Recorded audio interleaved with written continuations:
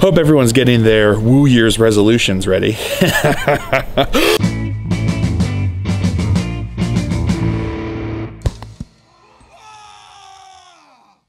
Welcome, ladies and gentlemen, to another Glacial Geek Deep Thoughts Thin Coats with me, Phil the Glacial Geek. I am actually on the road again, visiting family for the holidays here in Roanoke, Virginia. So no thin coats today, but hopefully some deep thoughts.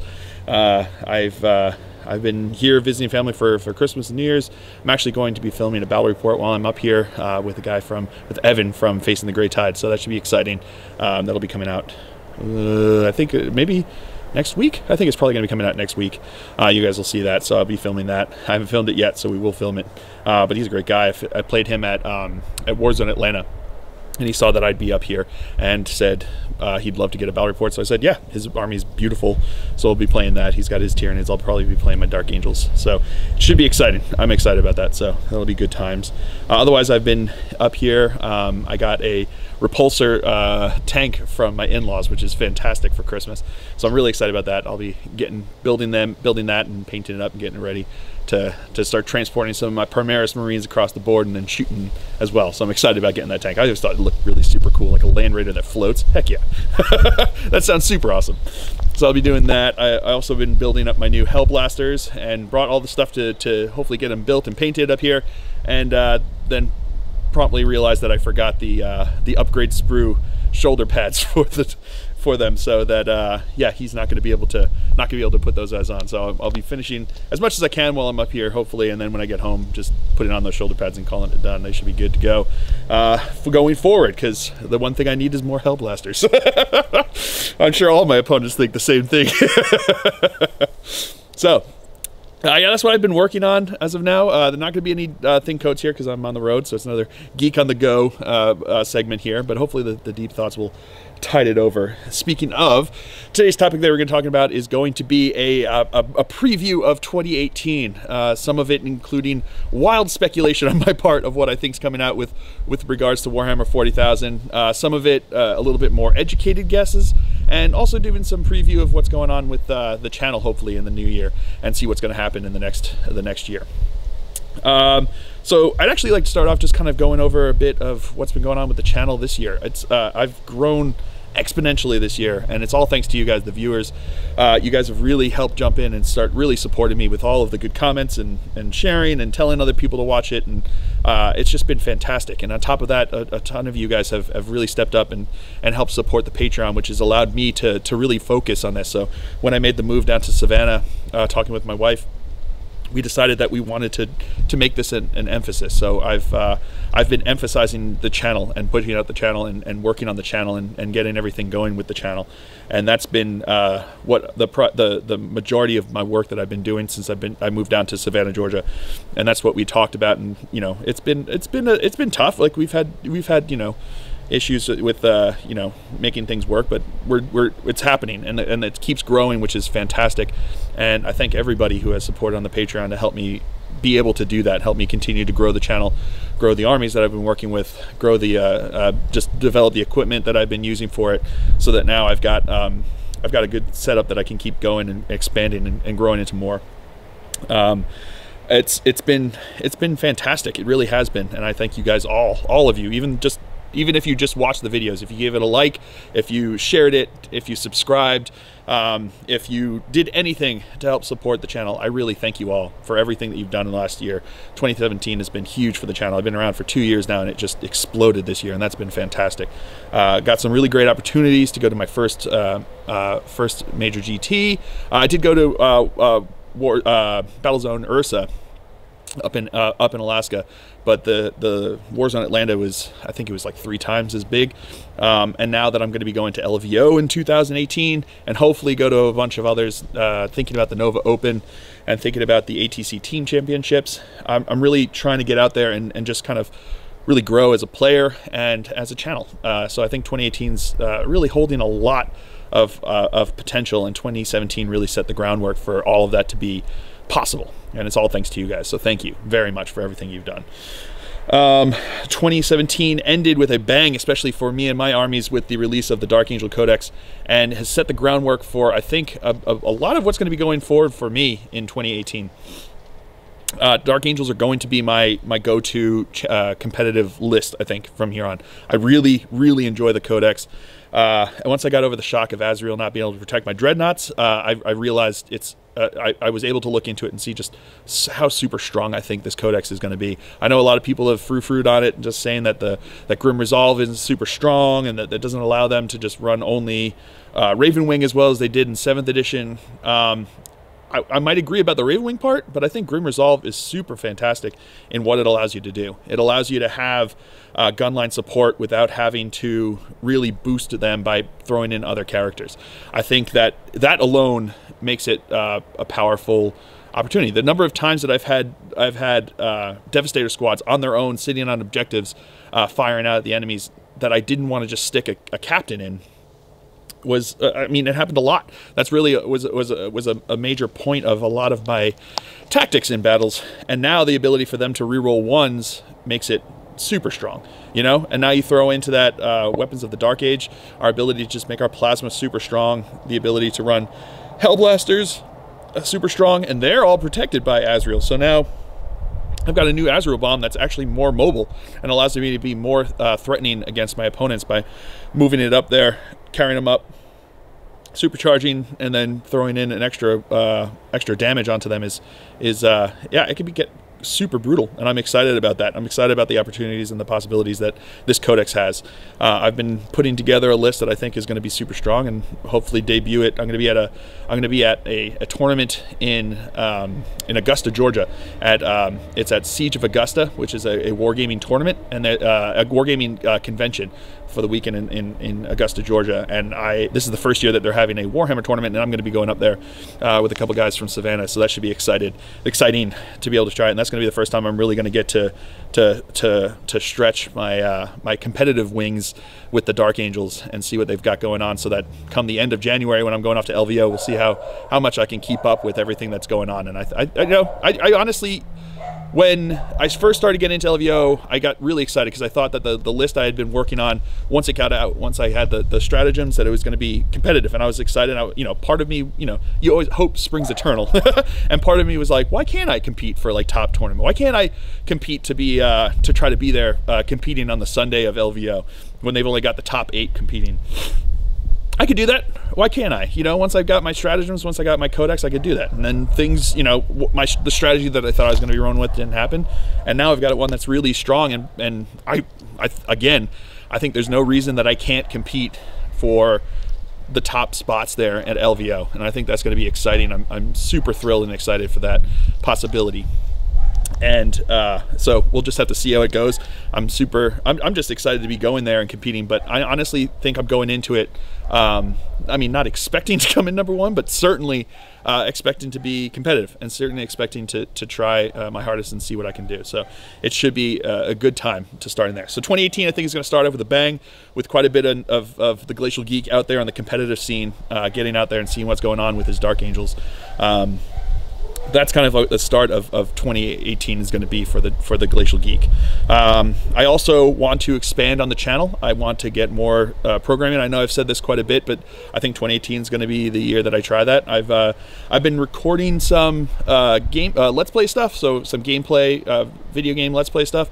I haven't put together any videos of it yet. I'm trying to figure out what I'm going to be doing with that, but I've got the capabilities now with the new computer. I've got the ability to record that, and I think it'd be fun. And I think it'd be an interesting new mechanic that I could a new thing to throw out there for the channel.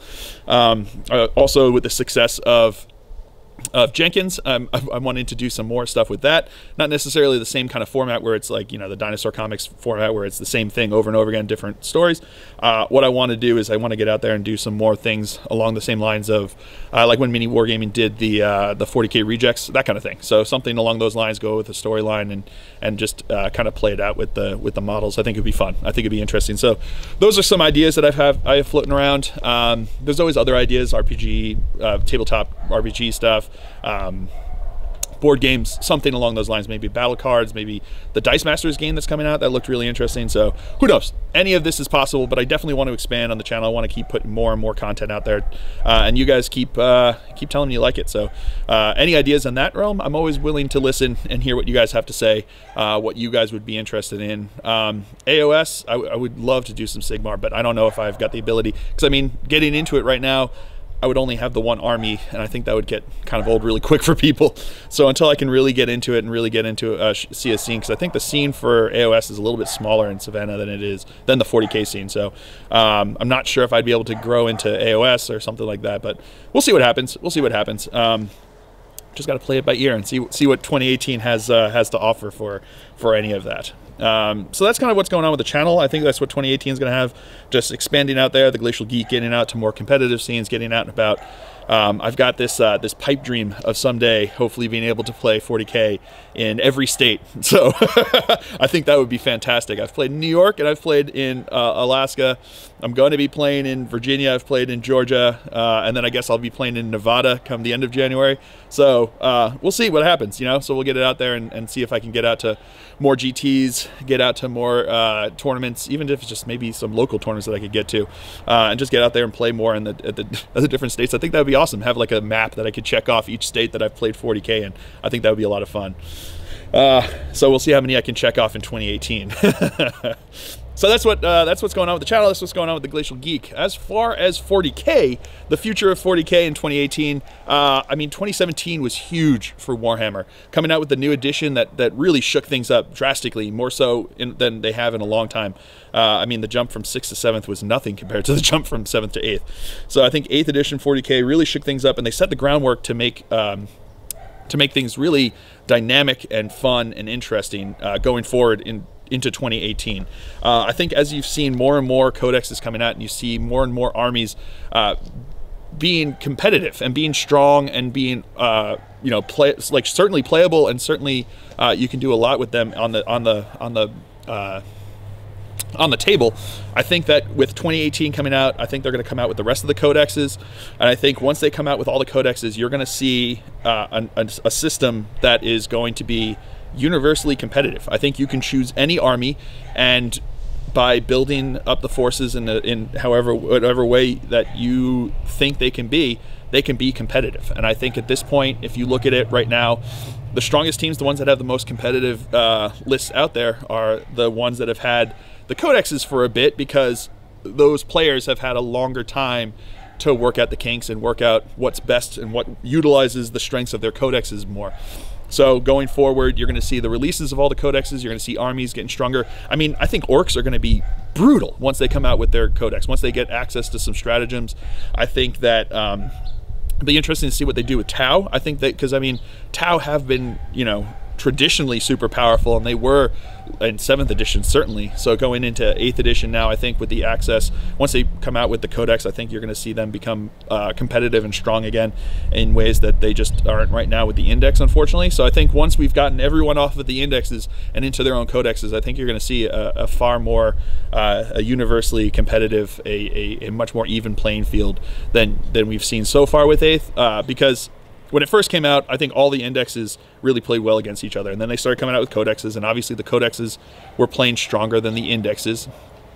But as the codexes have been coming out, they've consistently been strong. So, you know, even coming out now with the Blood Angels and the Dark Angels, they basically got similar strengths to what the regular Space Marines had, which was a strong codex. But in addition, they've had their own fluffy takes on things, and that have become super effective, you know, like Dark Angels with their plasma, between Grim Resolve getting to reroll those ones that would kill them and getting to add strength to them, adding into the Blood Angels with their ability to charge, which emphasizes what their army is always considered their strongest aspect. I think that what they've been doing is they've been coming out with ways for each army to be competitive and be unique in its own game style and mechanics, which is awesome. And I see that happening going forward. I don't see them stopping suddenly and making just, you know, crappy codexes going forward. I think that they've found a way in this edition to make all of, I guess what they found was coming out with codexes at a similar time. You know what I mean? That's always what it was. They talked about codex creep, but when all the codexes are coming out at the same time in the same year of existence, that you're not going to have the same kind of codex creep, and you haven't seen that. You know, the Space Marines were one of the first ones to come out, and they're still very competitive out there. Chaos was early on; they're still very competitive. You know, Eldar came out much later, and they've become competitive. Tyranids are competitive. I think that you've seen these codexes that have been coming out at different times along the release schedule that have come up and been competitive against each other, but not blowing out the other codexes entirely. And that's what you want. That's what you want in a system, to come out so that your army is competitive, can play, but isn't necessarily dominant. Because if it's dominant, then there's no real choice competitive wise what you choose. At this point, anyone can choose whatever they want, and they can play it strongly and play it well. You just got to get good. And I think that they've lit it so that you can get good, which is awesome. So that's what I see. That's guaranteed. That's kind of what I definitely see happening coming out, is finishing up the codexes, the rest of them. I imagine they said, what, within a year? So hopefully, I think by the end of June, you'll see all of the codexes coming out. And at that point, I think you're going to see a big shift in the general, just the general competitiveness on the scenes, the competitive scenes, the way things are going to be playing out. I think you're going to see a lot more diversity of lists, a lot more diversity of armies in the top seeds of tournaments, and I think that's going to be very interesting. I'm very excited for that to happen. So that's the guarantee that I think is going to be coming out with Warhammer in the next year. In January, we're going to be seeing the demons coming out. They previewed with their 7 days of Nurgle that are coming out now. Some new models coming out for Nurgle demons, which I think is fantastic. They look gorgeous. They look super cool. And I mean, they've been knocking it out of the park with their new models. Their new models have just been super awesome. Gorgeous sculpts, great size, and just really interesting and greatly detailed models that are fantastic, and a lot of fun to build and a lot of fun to paint. And they're knocking it out of the park again with those new Nurgle models that they previewed in that video, and that they're continuing to preview this week. So I think that just seeing what they've been coming out with those, I think demons are going to be a lot of fun. I think they're going to be popular because you've got these new options. And again, they're kind of focusing right now on Nurgle, with the Nurgle demons and coming out. And I think a big reason for that is because they still want to emphasize the Death Guard, and putting forth the Death Guard is, you know, you can run them with Papa Nurgle's gifts as well. They're running a really fluffy Nurgle demon list along with the Death Guard. I think it's going to be awesome with all of those new models. It's going to be it's just going to be a lot of fun. I think it's going to be really great. So those are the guarantees. I think are obviously the things that we know that are going to be happening here with 40K. Some of the things that are a little more speculative, I think that there's going to be, once they've come out with all of the codexes, I think they're going to go into the campaigns again. Go back to the campaigns. They did a great job with the Rise of the Primarch series, the Gathering Storm, everything they did there, the Curse of the Wolfen. All of those were very popular, and I think they were well done. And I think they're going to keep doing that, because that was a really popular item for them to put out, and I think it made them a lot of money, and it made a lot of people pretty happy. You know, people weren't, you know, thrilled if their army wasn't represented, but they did a pretty good job of spreading the love, and I think they're going to continue to do that, telling the story of what's going on in the Imperium now. I can see them in the future continuing to build and play with the story that they've come out with the Dark Imperium, with Gilliman leading the charge against the 13th Black Crusade against Terra. And I think with that, you're going to see a big shift. Not a big shift. I think you're going to see some changes that are going to be occurring in the major timeline of the lore. I think you're going to see. I think you're going to see the clock push forward, and I think they've shown recently at the end of 7th and into 8th edition that they're willing to push the clock forward. There's a long time where it was kind of like held still. We were kind of at the cusp of midnight. I think I can see them, you know, pulling back. They pulled back the year, so they've got another chunk of time that they can work with. In order to keep it 40,000 as opposed to 41,000, Warhammer 41,000. So I think that's going to be interesting to see them go forward with that. I could see them putting forth the story. The one that I think is going, based upon what I've read in the Dark Angels Codex, and I've mentioned this before, I could see them doing a campaign with the Fallen. There are a couple reasons that I think this. They've laid the groundwork for the Fallen. And a storyline with the Fallen and the return of the Lion, they've laid a lot of groundwork for this. So it's not just like a one instance thing. So it's not like, you know, I don't think that the next big major storyline is going to be a Genestealer cult army awakening on Terra. as much as I think they might come back to that. Who knows? But that was like one little snippet in the story in the book. I think that they've laid a lot of groundwork for the Fallen to play a major role going forward, more so than they have for a lot of different things. The fact that you've got the return, that Cypher has become a major character in the lore, telling his story coming forward. The fact that you've got the Fallen as a fully playable force, you know, maybe not super competitive right now because you've got the one option of the Fallen, but I could see them going forward and making them into a more viable army in and of itself, laying the groundwork of actually making them. The fact that they've changed the keywords that affect the Deathwing and the Inner Circle to be about the Fallen, as you know, they don't usually have specific units that you can only get rerolls against, but having this specifically there about the Fallen makes me kind of feel like that they're going to expand upon the Fallen so that they're a little bit more, they come up more often. The fact that in the storyline of the Dark Angels Codex, they talked a lot about the Fallen, and more so than they have in the past, talking about this gathering of the Fallen on the outreaches that could, you know, that could bring the universe to heal.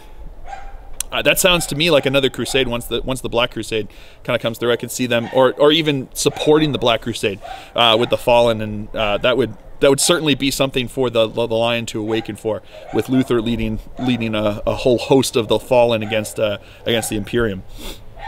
So I really think that's going to happen. I see that coming. Take it with a bit of salt, because I mean, I don't have any insider information. This is just me reading the tea leaves in the cup, just seeing the groundwork that they've laid for this kind of storyline. I could see them coming out with it, because those campaigns and those stories have done them well in the past, and I could see them doing them again. So I could see that becoming a major thing for them. So that's kind of a more guarantee, a far more out there concept. I know everyone saw that the fake data slate for Lehman Russ coming out with him being a demon. I mean, I would love to see him come back as a giant wolfen. You know, could you imagine him being like a wolfen the size of like Mortarian's model? That would be so cool. I think it would be awesome to see him on the table, just like busting heads like that, coming back and ravaging, and make people start to think about changing that discussion and seeing what happened, where it's like, you know, it's almost like the Star Wars with the dark and the light, where, you know, do you have a Primarch who's still loyal to the Emperor, still loyal to the Imperium of Man, fighting even though he's kind of tainted by the warp a bit into this giant wolf, but he's still fighting for the Imperium. So at that point, it's like, well, you know, what do you do? How do you do this? This is, you know, one of the sons of the Emperor here come back, tainted by the chaos, but not morally tainted by chaos, more just physically tainted by chaos, and I think that would be a really fun, interesting narrative to see them play out. I know a lot of Space Wolves players might not be super happy to see their Primarch come back as a demon Primarch, but I think it'd be really interesting and cool, and I think it would make for a fantastically cool model. So take that with a ton of salt, because there's nothing that supports that other than that fake data slate coming out and me just thinking it'd be cool.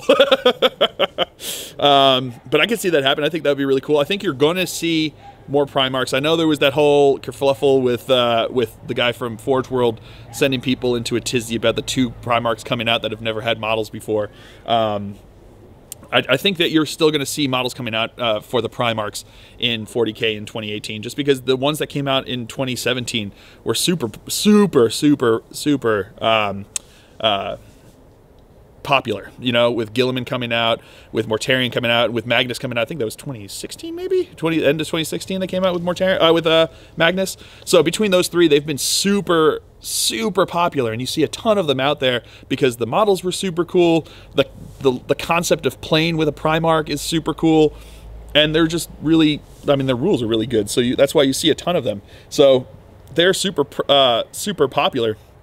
I couldn't see Games Workshop being like, well, you know, this is really working for us, so we should just stop it now. You know, there's a lot of room for them to start working on that before they have to start really reaching, you know. Sanguinius, you know, like you don't have to suddenly come back and bring Horus back from the dead out of nowhere. there's a lot of other Primarchs that are out there that are known to be out in the universe that they could bring back before they have to start reaching for some of those and really retconning a lot of the lore. So I see more Primarchs coming out in the future for this year, just because I think that it's working well for them and there's no reason for them not to. And I think I just think it would be cool. So take it with a bit of salt, because I've got no insider information again about this happening. It just seems logical to me. And beyond that, I honestly don't know. I think obviously we're going to see a lot. We're going to see more models. 2017 had a ton of new models coming out. I think you're going to see a slowdown on the Primaris releases, just because I think they've released a lot at the beginning here with 2017 and going forward. At this point, we've got the Death Watch and the Space Wolves, I think, are the only codexes for Marines that haven't come out. So I don't see them unleashing a lot of Primaris. I could see them unleashing some cool Space Wolf specific Primaris, so like their upgrade sprue maybe having a bunch of different heads and having the shoulder pads obviously that they normally have here, but I could see them coming out with a bunch more heads, so they've got the beards and the mohawks and whatnot. So that would be super cool to see, because I've seen some people doing their own conversions with that, so I could see them coming out with those for them. So it'll be interesting to see what they do with that. But I don't see them coming out with completely new Primaris models going at least in the early part of 2018. I see them focusing more on the demons. They're coming out with them. I could see them coming out with some more models for maybe some of the Xenos. You know, I think I guess the Orcs had the Morkanaut kit was one of the most recent releases, so they're probably due for some more releases. Tau had a bunch of new ones recently, or in 7th edition, that came out, so I could see them maybe not having Necrons. I don't know. They might be due for some new love, and they haven't come out. I think that's a big reason why they're spacing out some of the codexes the way they have, so that all of the new models that they've been working on aren't just going to all come out at the same time. So they have them spread out throughout the release schedule to allow them the time to A, produce the models, and B, kind of spread the wealth on people's wallets so that they can get people to buy as many as possible, which is always the goal. They are a company. That's what they're there for. They're there to make money. They're not there to just, give you everything you want for free. They're there to make money. And if they're going to be making money, they've got to, kind of make those decisions based upon what's going to make them money. Yeah, so I see them coming out with new models for the different armies. Like I said, the codexes are going to be coming out, and like I said, the biggest question mark to me is what's going to happen after the codexes come out. I think they're going to go into a more campaign-y kind of style, so coming out with supplements that tell stories about pushing the narrative forward, releasing small releases of models that way that are more story-driven as opposed to army-driven. So that'll be interesting. I know they keep talking about the triumvirate boxes. I don't think they're necessarily going to come out in triumvirates like that, but I could see them coming out in a similar style where they have a smaller release of a model set that's narratively driven as opposed to just trying to enhance an army.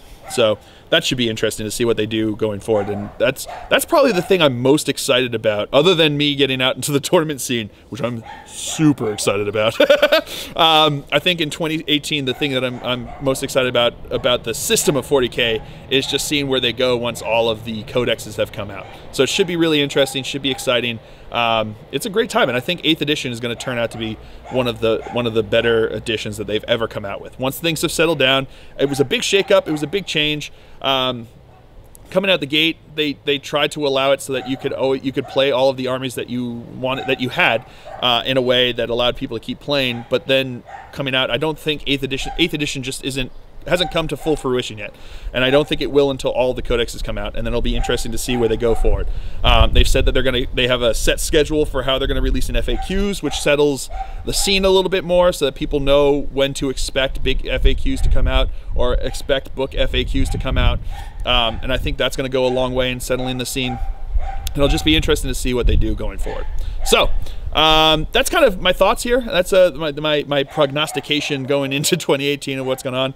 I think I'm going to have, some of my Woo Year resolutions are probably going to be to keep painting and building my Dark Angels at this point. I'm going to keep building them. I'm obviously always going to keep building my Dark Angels. They're my babies. But I think going forward, I'm going to be trying to expand my my Gene Stealer Cult army. I'm going to be expanding my Death Watch army and see what happens from there. So I still need to give some love to those guys. They're a little bit smaller armies, and it'll be interesting to see them get a bit more varied list, because I run kind of the similar list at this point just because of what I have. So it'll be fun to keep going forward with those and expanding from there and see what happens when their codexes come out, see what that changes.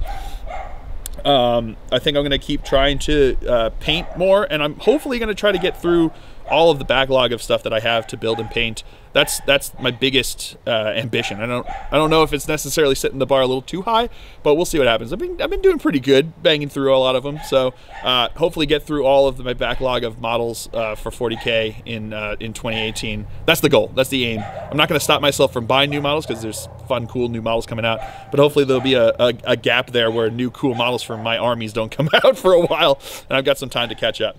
So that's kind of my New Year's resolution. Just keep building, keep painting, keep filming, keep expanding, and keep being the geek. So that's the goal.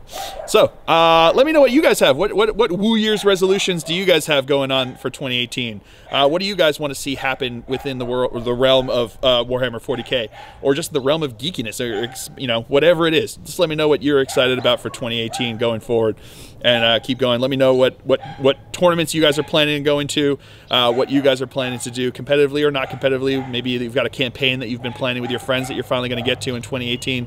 Whatever it is, let me know what you want to do, and we'll keep working together to keep each other motivated to keep doing what we're doing. So I hope you guys have all enjoyed this. I certainly have. I have been Phil, the Glacial Geek, as always, coming to you here from Roanoke, Virginia. And until next time, have fun.